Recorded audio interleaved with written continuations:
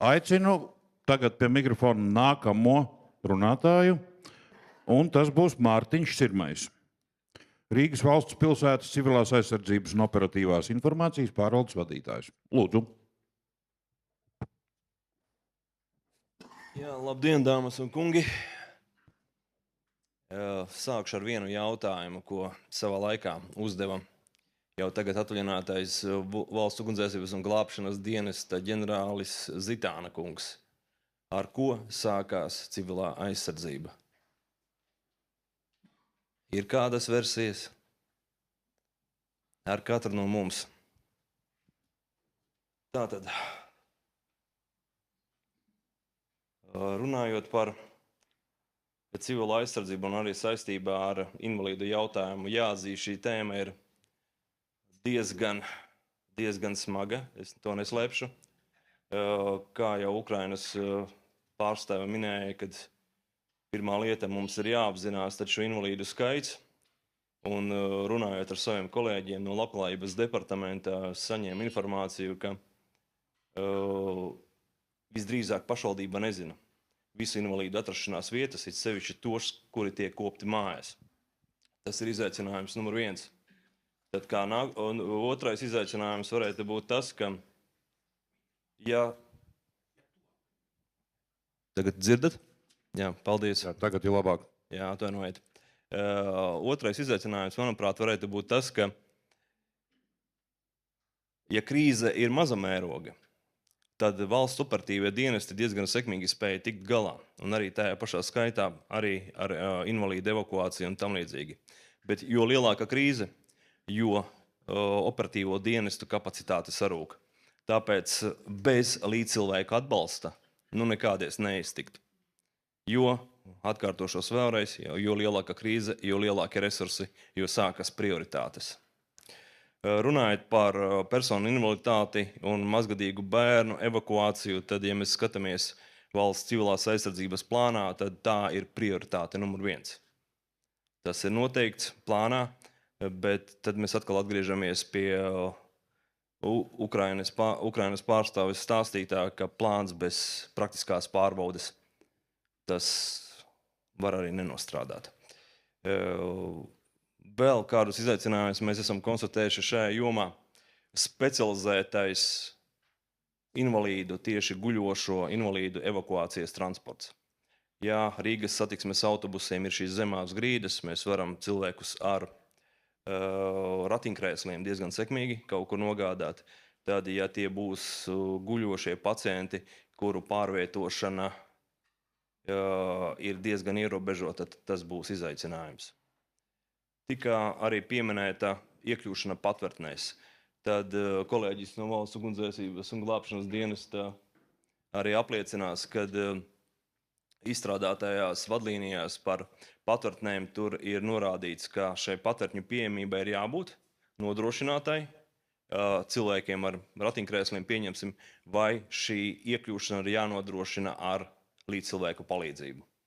Visdrīzākais, kad atkal mēs runājam par līdzcilvēku palīdzību, ja nedod Dievs vajadzēs šo patvērtni izmantot, tad būs jālūdz palīdzība tiem cilvēkiem, kas tur ir ieradušies iepriekš, lai viņi palīdzētu iekļūt patvērtnē cilvēkam ar kustības traucējumiem. Tā, tas īsumā bija no manas puses viss. Varbūt jums ir kaut kādi papildus jautājumi par šo tēmu. Jā, droši. Lūdzu. Es atgriezīšos pie patvērtnēm un piekļūstamības. Un pie tā, kad ir cilvēku palīdzība. Mums ir tas pieredzes stāsts no Ukrainas, kad ģimene, kas abi bija ratiņkrēslā, bija ārpus patvērtnes, jo neviens līdzcilvēks nebija gatavs vairāk palīdzēt. Viņai bija pietiekams smags un viņu nonest nebija viegli. Rezultātā viņa mazgadīgais bērns, kas attiecās viens pats iet patvērtnē, sēdēja pie patvērtnes. Es saprotu, ka tā tas daudzos gadījumos būs. Bet man liekas, ka, ja mēs runājam par sistēmiskām lietām, tad mums jādomā par risinājumiem, lai nav tikai atkarīgs no ir tur, kas nes vai nav, kas nes lejā. Un te es minēju jau mobilās šīs pacēlājas, kas ir Rīgā, ir vairāki tādi. Ir privātām personām, ir iestādēm un tā tālāk. Man liekas, tas tikai organizatoriski darbs pateikt, uz kurām patvērtnēm šie pacēlāji jānogādā krīzes situācijā tiek nogādāti. Un tās patents tiek arī atzīmēts kā piekļūstams, uz kuri var doties cilvēks, viņš ir ratiņkrēslā. Jā, paldies, laba ideja, bet šeit ir jāņem vērā tas, ka, ja mēs runājam tagad par patvērtņu tīkla izbūvi, tad mēs runājam par, ja kāds no klātesošiem šajā jautājumā ir centies iedzināties, mēs runājam par 3. kategorijas patvērtnēm. Šīs patvērtnes ir pielāgotas patvērtnes vajadzībām pielāgotas telpas. Viņas nav būvētas sākotnēji kā šīs patvērtnes. Un runājot par to piekļūstamību, gaiteņu platumu, šiem te trepju izvietojumam, viņas ir dažādas. Es pieļauju, ka, kundze, jums ir pilnīga taisnība, kad noteiktas no šīm patvērtnēm ir iespējams aprīkot ar šīm iekārtām, bet ticiet man, tā ka es esmu uz vairākām bijis, tad uz visām tomēr pieļauju šis risinājums varbūt nerealizējams, ņemot vērā šīs rūpniecisku ražotos pieeju. Bet paldies jums par ideju tiešām. Tā, te Tas bija... ir apspriežams. Jā, lūdzu.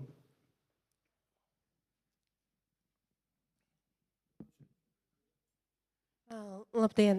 Man ir jautājums tieši par smagajiem gadījumiem. Ja bērns ir paliatīvā aprūpē vai pieaugušais paliatīvā aprūpē, viņš ir guļošs, atkarīgs no medicīnas, teiksim, iekārtām un arī pašām zālēm.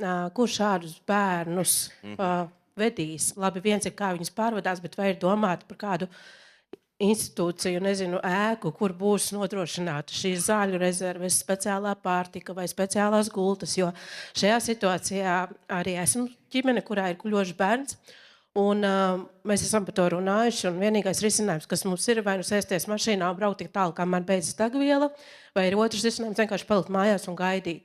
Jo īsti atstāt bērnu bez speciālās pārtikas vai medicīnas, mēs īsti nezinām, kur, un par šādām situācijām vispār netiek runāts. Tiek runāts, kā cilvēkam ar ratiņkrēslā pārvietoties, palīdzēt, bet kur nonāk šie paliatīvās aprūpes cilvēki? Jā, kundze, man uzreiz jums atklāti jāsaka, kad es jums nevaru atbildēt uz šo jautājumu. Tas ir viens. Ja mēs runājam par patvērumu, tad arī kolēģis no MUK, kad es ierados šī seminārā, runājam par aplikāciju 112. Tad atgriežamies par evakuāciju. Ja jūs ieslēgsiet aplikācijas 112 patvērtnes izvēlni, tad jums parādās tas 3 opcijas. Parādās tuvākā patvērtne, kas atrodas 300 metru attālumā no jūsu dzīves vietas. Nākošais seko ieteikums. Ja jūs uz šo vietu nevarat ierasties, meklējiet lūdzu savā atrašanās vietā tādu vietu, kur starp ēkas ārsienu un jums ir šīs 2 sienas. Es nevēlos izklausīties, varbūt palikt nekorekts vai tam līdzīgi.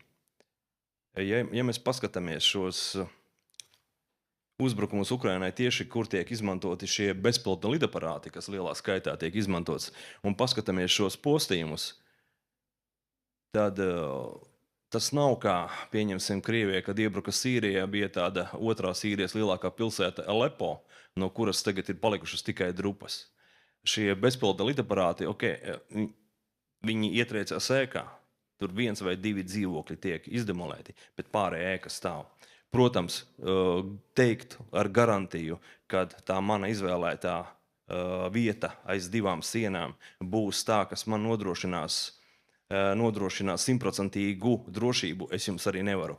Un būsim ar atklāti. 3. kategorijas patvērtnes uzdevums ir mazināt triecienviļņa un šķembu ietekmi. Es uzsveru mazināt. Ieejot aiz šīm durvīm, pie kurām ir izlikta skaistā zīme patvērtne, es jums nevaru dot solījumu, kad jūs esat iegājuši, kā, teiksim, Šveices bankas seifā, un nekas jūs nevar nodarīt kaitējumu. Tas arī būs melots. Otra nianse ir ieroču sistēmas. Kādas ieroču sistēmas tad iespējamais pretinieks vēlās pret mums pielietot? Ja tas ir šis bezpilota lidaparāts, jā, kā jau minēju, uzskatu, ka diezgan labi šī 3. kategorijas patvērtne varētu pasargāt, bet, ja mēs runājam par balistiskām un spārnotajām raķetēm un aviācijas bumbām ar vairāk uz 100 kg svaru, piedodiet, Es vai, ka šī trešās kategorijas patvērtne, ja būs tieši trāpījums vai trāpījums tiešā tūmā, spēs nodrošināt pilnīgu drošību tiem cilvēkiem, kas atrodas iekšā šajās telpās. Paldies. Varbūt ķever kungam ir kāds komentārs tieši par to transportēšanu. Kundze jautāja par šiem cilvēkiem, kuriem ir nevis vienkārši ratiņkrēsls, bet paliatīvā aprūpe, tātad absolūti uz gultas cilvēks vai atkarīgs no specifiskiem medikamentiem non-stop. Jā, ja šeit ir kāds no veselības ministrijas pārstāvjiem, noteikti arī varēs mani papildināt, bet zinu to, ka veselības šajās medicīnas katastrofu plānā, ja nemaldos, ir precīzi arī pateicis tas, ka šādus cilvēkus pēc iespējas maksimāli ir jāizvieto pirmajos stāvos, lai tieši apdraudējuma laikā, evakuācijas gadījumā viņi būtu vieglāk pārvietot no šiem te cilvēkiem, cilvēki, kuri nodrošina pārvietošanu, viņiem nav jākāpj uz 5. stāvu un jāmēģina viņus pārvietot uz 1. sevišķi, ja vēl lifts nestrādās. Ja ir ieslēdzies apdraudējuma situācija vai ugunsgrēks objektā, slimnīcā vai kur, bet attiecībā uz daudzstāvu mājām, protams, mēs nevaram prasīt, lai 1. stāva iemītnieki teikt apmainās ar dzīvokļiem ar 5. stāva iemītniekiem. Tas ir tikai savstarpēji vienojoties, ja ir šī labā griba 1. stāva dzīvokļiem cilvēkiem apdraudējuma laikā, kuri dod iespēju samainīties un dod iespēju izglābties arī cilvēkam. Paldies. Te ir jautājums. Jā, labdien, Latvijas neredzīgo biedrība, Kaspars Biezais atkal. Man ir jautājums, jūs minējāt, ka šī civilās aizsardzības plānam ir arī prioritātes, un prioritātes ir bērni un cilvēki ar invaliditāti. Tad kādā veidā šīs prioritātes tiek izvirzītas, ja mums nav reģistra par viņiem? Tad runāsim tā, cik mēs esmu konsultējies un dzirdējis, teiksim, dažādu iestāžu pārstāvju sniegt informāciju. Ja mēs tagad šis militārais apdraudējums mums ir kļuvis par tādu tēmu, kuru visi mēs mēģinam cilāt un aprunājam, tad pirmā lieta, ja patvērtnei pēc valsts civilās aizsardzības plāna ir jābūt sagatavotai cilvēku uzņemšanai 24 stundu laikā. Mēs izdarām secinājumu no tā, ka visdrīzāk mēs saulaicīgi zināsim, kad būs jāgatavojas noteiktam apdraudējumam. Tas būs laiks.